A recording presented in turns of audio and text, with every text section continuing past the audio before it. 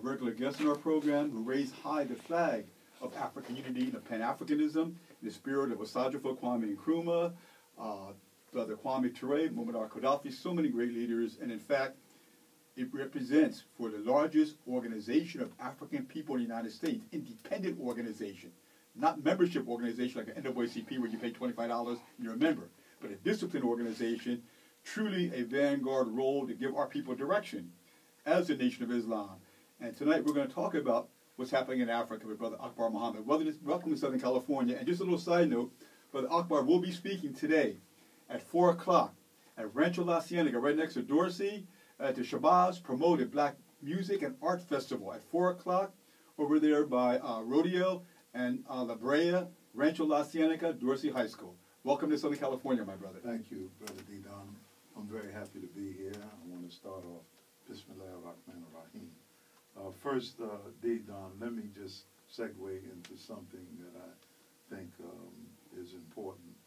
The UN opens this month in New York, their regular session of the General Assembly. And as I listen to the controversy with Belize, I hope that the Prime Minister from Belize will attend the UN. But he should also, as many of the African heads of state, they hold receptions, meetings, talks in New York doing it. And the crisis in Belize should be brought up. We have a very conscious community in New York. And as I sat here and listened to this program, I wish it could be duplicated in cities across America because we don't have this level of consciousness in the black community on black talk radio in America that is quickly dying. So I want to compliment you, Brother D-Don, because it's about bringing our people to a level of consciousness.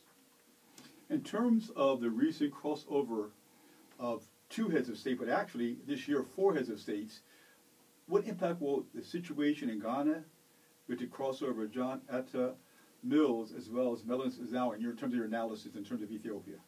Well, 2 things.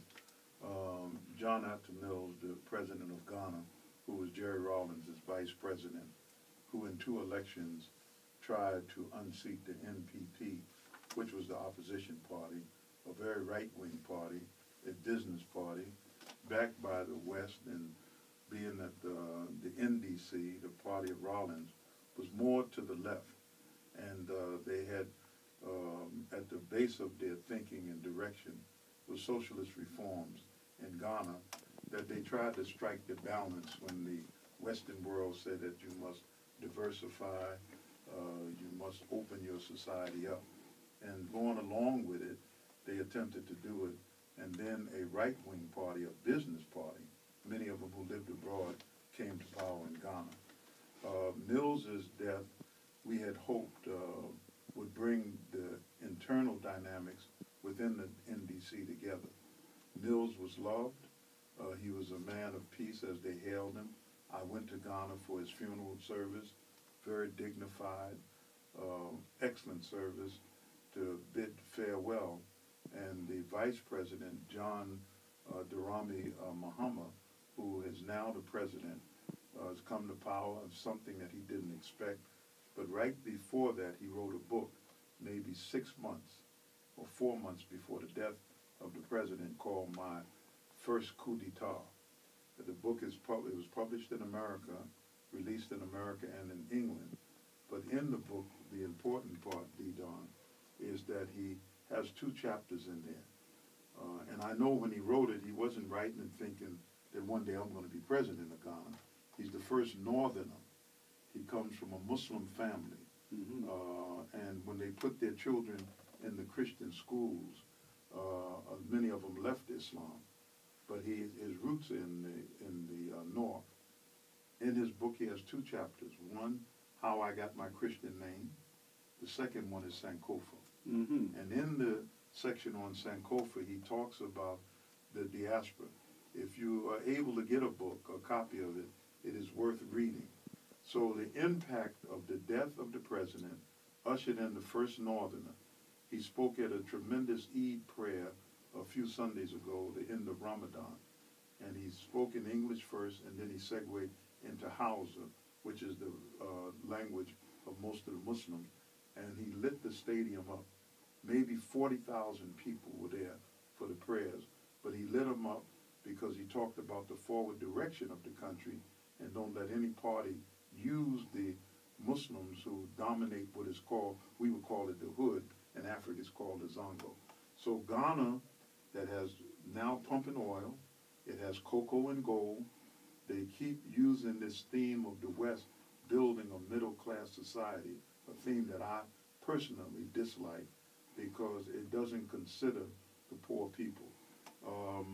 I have in Los Angeles papers and magazines from Africa that I brought, and after I speak today, I'm going to point it out to the people. And then tomorrow, I will be in Compton, and we're going to have a forum, not just a lecture, on Africa, getting involved in Africa, and the importance of Africa to the Africans in the diaspora.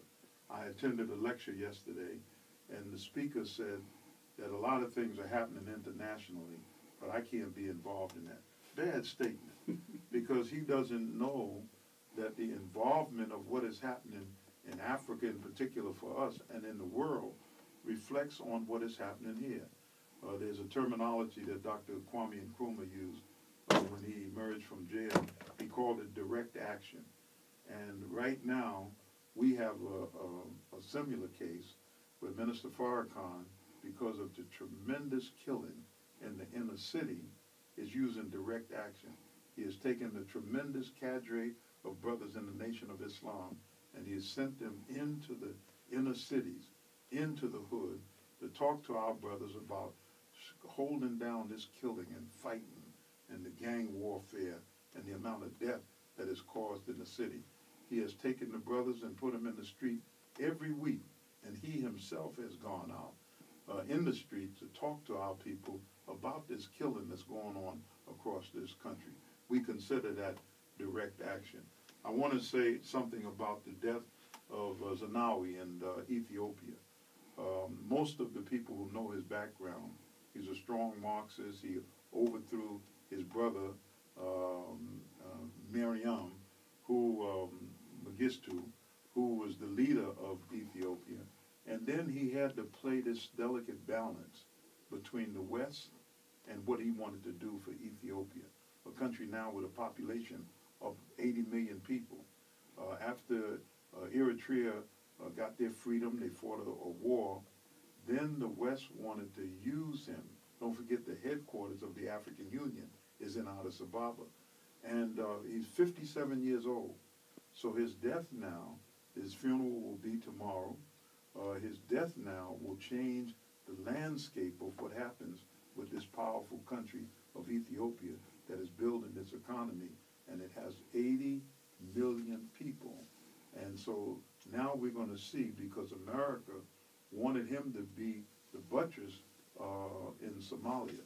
And I want to mention, D-Don, that since the brutal death of Muammar Gaddafi, Africa is struggling for balance. And if you look country by country, there's problems in Africa, not only with a failed state like Somalia, but look at the DRC, Democratic Republic of the Congo.